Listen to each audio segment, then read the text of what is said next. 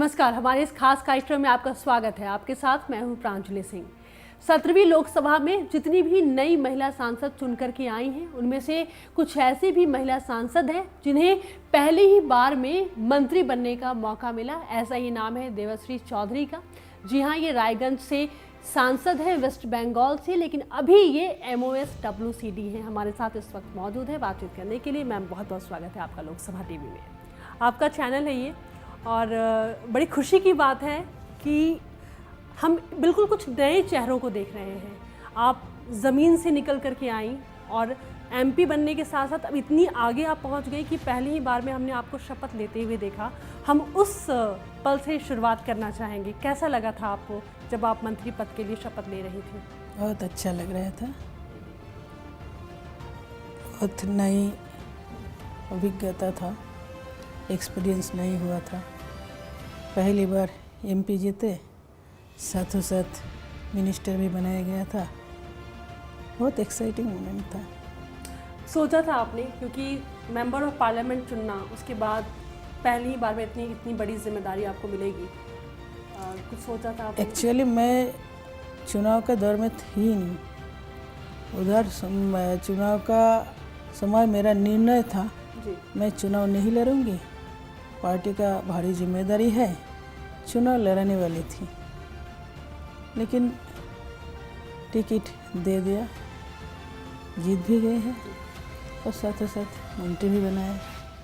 बस ऐसे ही।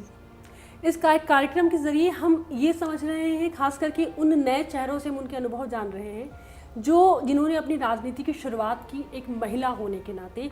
आपकी शुरुआत कैसे हुई थी? देखिए, मेरा जन्म ऐसा परिवार में हुआ था जिसमें उसी समय के हिसाब से पूरा अलग से विचार के अंदर मेरा जन्म हुआ। जी। उस समय कांग्रेस जमाना था, बाद में कम्युनिस्ट राज चला पश्चिम बांग्ला में। बहुत झेलना पड़ा, बहुत कष्ट सहना पड़ा है परिवार को। लेकिन हमारा जो विचार था, विचार लेके हम लोग पूरा छोटे से बढ़ते बढ़ते कॉलेज लाइफ में पहुंचा। कॉलेज में जाके उसी विचार का आदर्श लेके कॉलेज में अखिल भारतीय विद्यार्थी परिषद के यूनिट खोल के काम करना। बढ़ते बढ़ते काम करते करते प्रदेश का दायित्व मिला, नेशनल दायित्व मिला। इसके बाद समय के साथ भाजपा की जिम्मेदारी दिया, भाजपा में काम करते करते बस इतना दूर पहुँचे।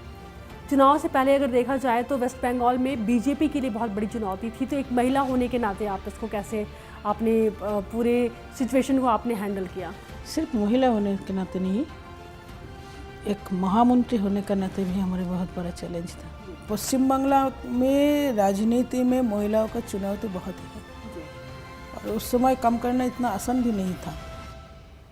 जब इस विचार लेके, भाजपा के विचार लेके हमने काम शुरू किए, उसमें इतना आसान नहीं था। लेकिन हमारा विचार मत इतना क्या दृढ़ रहा, इतना हमने नीचे से मान के चला, अंतर से ये था। और विचार का प्रति हमारा दायबद्धता इतना ही था कि हमको किसी ने रोक नहीं पाए। हम लोग आगे तरफ लगातार बढ़ते चले और काम करते चले। और अभी भी पश्चिम बांग्ला में 3 सालों से मुझे महामंत्री का जिम्मेदारी दिए गए हैं, जो कि पश्चिम बांग्ला के महिला महामंत्री पहली बार है। तो वो भी एक चुनौती था। ठीक है, पार्टी ने समझा, मेरा काम से लगता है संतुष्ट रहा। MP बनने से पहले भी क्या, मतलब राजनीति में आपकी, जैसे आपने बोला कि आप मंत्री, वहाँ पर आप एक तरीके से पूरे क्षेत्र को आप देख रही थी, क्या और भी कोई महत्वपूर्ण पदों पर रही हैं इस दौरान? मैंने बोला ना, पार्टी का महामंत्री का जिम्मेदारी है जी। उससे पहले प्रदेश का महामंत्री का जिम्मेदारी है। इसका पहले मेरा सचिव का, पार्टी प्रदेश सचिव का जिम्मेदारी था। इसका पहले युवा मोर्चा का प्रदेश का उपाध्यक्ष का जिम्मेदारी था। इसका पहले अखिल भारतीय विद्यार्थी परिषद में पूरा समय दे के काम कर रही थी। पूरा आगे जैसे जाएंगे। जब शुरुआत आपने की देवश्री जी, तो ऐसे मैं ज़रूर पूछना चाहूँगी कि उस वक्त क्या उम्र थी आपकी जब आपने सबसे पहले राजनीति में मैं कदम रखा? जब काम शुरू किए है तब मैं कॉलेज में जस्ट एडमिशन ले, लगभग 17 साल से ज़्यादा थोड़ा है, 17 साल में पूरा काम शुरू कर दिए। तो क्या पॉलिटिक्स में शुरू से आपका इंटरेस्ट था? छात्र राजनीति, अखिल भारतीय विद्यार्थी परिषद से काम शुरू किया। आपने बताया कि बहुत ही सिंपल परिवार से आप हैं, बहुत ही साधारण से परिवार से आपने, तो कैसे आपने ये तय किया कि नहीं मुझे राजनीति में जाना है, और वो वक्त कौन सा था जब आपने सोचा कि नहीं अब राजनीति में तय देखना करके है? नहीं किया है, चलते चलते ऐसे हो गया कि मुझे लगा कि बस आगे ये है, आगे लक्ष्य ये है, लक्ष्य को छूना है। मतलब हमारा जो पश्चिम बांग्ला में भाजपा के लिए और परिवार के लिए जो चुनौती है, इनको सामना करते करते आगे चले गए हैं।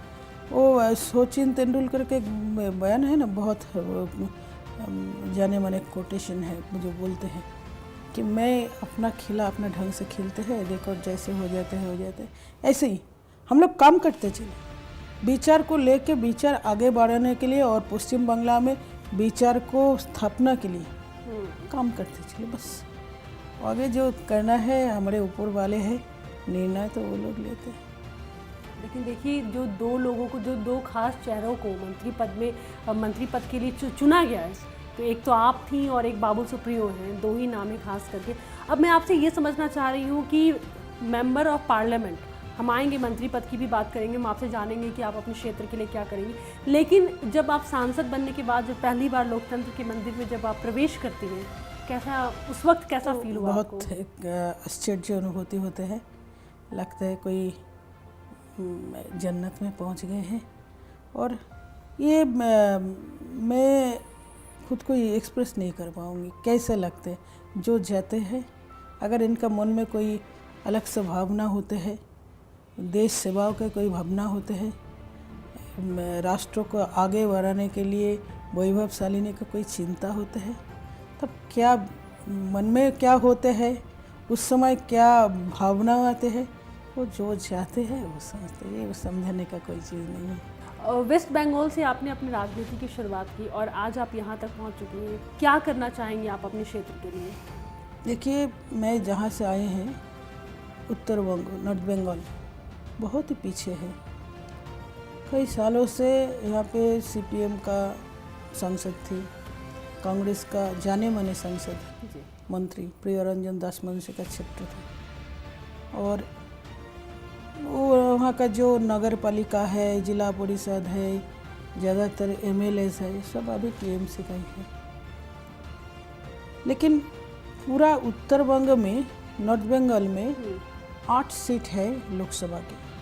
वो पूरा उत्तर बंग अभी तक बहुत ही पीछे है, कुछ नहीं हुआ अभी तक। खासतौर पे इसका योगायोग व्यवस्था बहुत ही खराब है। दिन में एक ट्रेन चलते हैं, कोई इलाज के लिए कोई अच्छा हॉस्पिटल या कोई मेडिकल हॉस्पिटल कुछ नहीं है। इसलिए मैंने कोशिश कर रही हूँ कि ताकि योगायोग व्यवस्था, कोई मेडिकल कॉलेज हो। एम्स का एक बार वहाँ ऐलान भी हो गया था, लेकिन दुर्भाग्य से वहाँ से उठ के नदिया जिला में चले गए हैं। तो वहाँ एम्स का व्यवस्था कैसे किया जाए, एम्स ना हो तो RIM हो, क्या कोई सुपर फैसिलिटेटेड कोई हॉस्पिटल केंद्र सरकार का हो सकते, इसलिए कोशिश रहा। मैं सब मंत्री से बातें भी चला रही हूँ। और उत्तर बंग का पूरा जो सिचुएशन अभी है, उनको विकास के साथ जोड़ना, ये हमारे लिए सबसे बड़ा चैलेंज है। क्योंकि जब भी केंद्र में भाजपा की सरकार रहते, बहुत दुख के साथ पश्चिम बांग्ला में सरकार जो चलते हैं वो पूरा एंटी सरकार चलते हैं। इसके कारण हमारे जो केंद्र से दिए हुए प्रोजेक्ट और जो भी बोले ठीक ठाक पहुंचते नहीं, लाभ भी पहुंचते नहीं। इसलिए इस बार हमको सोचना है, हम लोग वहाँ से MP हमको मिला है, 7 MP मिले हैं। हम लोग कोशिश में है उत्तर बंगाल का परिवर्तन हम लोग कर सकें और विकास के साथ, खासतौर पर सबका साथ सबका विकास हमने स्लोगन दिया है, वो विकास का साथ हम जुड़ सकते हैं। ये हमारा कोशिश रहेगी। WCD डिपार्टमेंट के लिए क्या कुछ आइडिया आपके पास में है, क्योंकि नारी और बाल विकास से जोड़ करके देखा जाए तो बहुत सारे ऐसे मुद्दे हैं जिस पर काम करने की कई जरूरत सारी है। विचार दिया है। देखिए बहुत सारी हमारे सामने प्लानिंग्स भी आ रहे हैं, प्रोजेक्ट्स भी बना रहे हैं, प्रोजेक्ट्स भी आ रहे हैं। हम लोग सब चर्चा में रखे हैं। अभी सदन चालू हुआ है, शपथ के साथ ही साथ शुरू हो गया है, और पार्लियामेंट का जो बादल अधिवेशन ख़त्म होने के बाद हम लोग तय करेंगे आगे कैसे अच्छा काम किया जाए। बाल विकास और नारी के लिए कितना जितना संभव हम लोग अच्छा काम करने का कोशिश में रहेंगे, क्योंकि कई सारे प्रोजेक्ट तो चलाया पिछले सरकार, बेटी बचाओ बेटी पढ़ाओ जैसे बहुत सारे प्रकल्प चले हैं। और इस सरकार का मुद्दा ही रहा महिला विकास। एक तरफ से महिलाओं के लिए कई सारे प्रोजेक्ट किए गए हैं, और लगता है आने वाले समय में हमको बहुत अच्छा काम करने का मौका मिलेगा, और महिलाओं का विकास हो जाए, अच्छा विकास हो जाए। और जैसे गर्ल चाइल्ड ग्रोथ 4 सालों में आपने शायद देखे होंगे, गर्ल चाइल्ड ग्रोथ 8% बढ़ गया है पिछले 4 सालों में। ये हमारे में लगता है कि बेटी बचाओ बेटी पढ़ाओ जैसे योजनाएं चले हैं, लगातार प्रचार चले, इसका कारण बढ़े हैं। आगे भी जितना ही संभव ये प्रचार चलते रहेंगे, हमारे कोशिश चलते रहेंगे, ताकि महिलाओं का ऊपर जितना अत्याचार, जितना शोषण उत्पीड़न जो भी चल रहे एक तरफ से, दूसरा तरफ से पोषण, अपुष्टि, एनीमिया वगैरह वगैरह जो होते हैं, इनको हमको कैसे इसका चुनौती को हम ले सकते हैं और विकास के तरफ पर आगे बढ़ा सकते हैं, तो हमारे पूरा कोशिश रहेगा। राजनीति का चेहरा काफ़ी बदल चुका है और महिलाओं की भागीदारी अब काफ़ी बढ़ चुकी है। इसका नतीजा ये है कि आज संख्या आप लोगों की 78 हो चुकी है सदन में। कैसे आप देखती हैं महिलाओं को राजनीति में? महिलाओं राजनीति में आने से लोगों का विश्वास बढ़ जाते हैं, समाज में महिला उत्पीड़न कम हो जाते हैं, महिलाओं का ऊपर अत्याचार भी कम हो सकते हैं, और घर में जैसे सिर्फ हमारी जो जितना कुसंस्कार, कुप्रथा, जितना बाल विवाह, डाउरी का सिस्टम जो है, इसका कारण ही महिलाओं को दाबने का कोशिश रहते हैं। आगे जितना महिला बढ़ेंगे, प्रतिनिधित्व हमारा जितना बढ़ेंगे, घर पर पिताजी ने सोचेंगे हमारी बेटी भी हो सकते हैं, हमारी बेटी भी ऐसे MP बन सकते हैं, मंत्री भी बन सकते हैं। और खासतौर पे हम लोग जैसे कोई खास परिवार से नहीं है, ऐसे सामान्य परिवार से आए हैं। कुछ बैकग्राउंड बताएंगी? सामान्य परिवार से आए हैं, स्कूल टीचर का परिवार है। वो देखते देखते लोगों का मन में होता है कि अगर ये परिवार से संभव है तो हमारी बेटी भी हो सकते है। इसलिए बेटी को पढ़ाने का आदत पड़ जाएगा, आगे बढ़ने की मदद करेंगे घर से। अच्छा, घर वालों ने कैसे आपको फ्रीडम दिया? अगर मैं आपके स्कूल कॉलेज लाइफ की बात करूं, क्योंकि जनरली ऐसा देखा जाता है कि वो फ्रीडम नहीं, और आपने तो बिल्कुल लीक से हट करके आपने तो राजनीति की तरफ अपना रास्ता मोड़ दिया। तो कुछ बताएं, घर वालों का सपोर्ट कैसे मिला? घर वालों से मेरा पूरा सपोर्ट मिला है। उस समय मैं जहाँ मेरा जन्म हुआ था, मेरा जो इलाका है उत्तर बंग की एक प्रांतिक इलाका था जी, उसमें थोड़ा चैलेंजिंग था। कोई महिला बिना शादीशुदे घर नहीं करके वो आगे राजनीति में पूरा समय बिताएंगे, ये तो थोड़ा चैलेंज था। लेकिन परिवार से बहुत सपोर्ट मिला, पूरा सपोर्ट मिला। खासतौर पर मेरा माताजी मुझे ऐसे सपोर्ट दिया है कि कोई प्रतिबंध नहीं है, मेरा सामने आ नहीं सकता। पिता से मिला? पिताजी तो मुझे ये विचार दे के गए हैं, विचार मेरा पिताजी से ही मिला।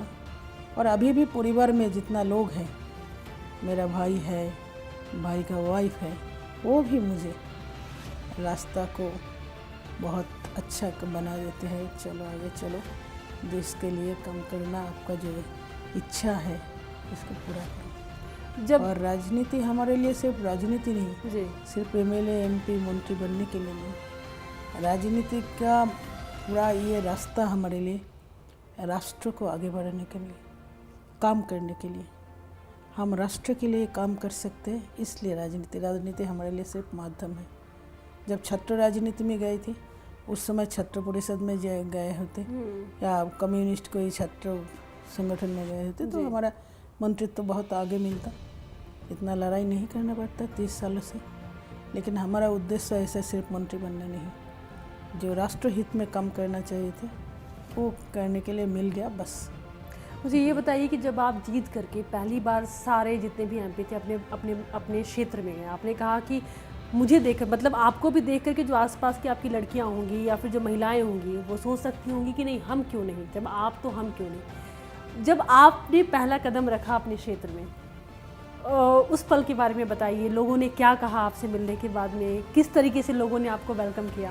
देखिए ऐसा वेलकम मैं ज़िंदगी में देखा नहीं है, क्योंकि चुनाव का दौरान, चुनाव का पहले ही जब मैं रायगंज कोलकाता से रायगंज पहली बार कदम रखे, ऐसा स्वागत किया है, तभी मुझे लगा यहाँ का लोग कुछ और चाह रहे हैं। और मोदी जी का नारा ऐसा ही हो रहा था, मुझे उसी समय विश्वास आ गया था कि मोदी जी का सबका साथ सबका विकास, इसमें विश्वास आ गया है। और चुनाव जीतने के बाद लोग जैसे मुझे स्वागत किया, मुझे ऐसे ही लगा कि भरोसा इतना ही है, भरोसा इतना दूर तक है कि मोदी जी आप सबके लिए भगवान बन गए हैं। क्योंकि ये झूठ मूठ तो हम लोग किसी को आश्वासन नहीं दिया है, मोदी जी तो किसी को ऐसा झूठ वादा नहीं किया है। घर घर में तो चूल्हा पहुँचे हैं, घर घर में तो शौचालय पहुँचा है, घर घर में तो आवास योजना के घर पहुँचा था। तो लोग देखा कोई बिना कटमनी से, कोई पंचायत के मेंबर को बिना ऑयलिंग से हमारे घर में पहुंच गया।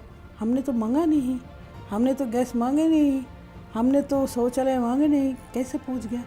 ये विश्वास जनता का मन में स्थिर निश्चित हो गया कि मोदी जी है तो मुमकिन है।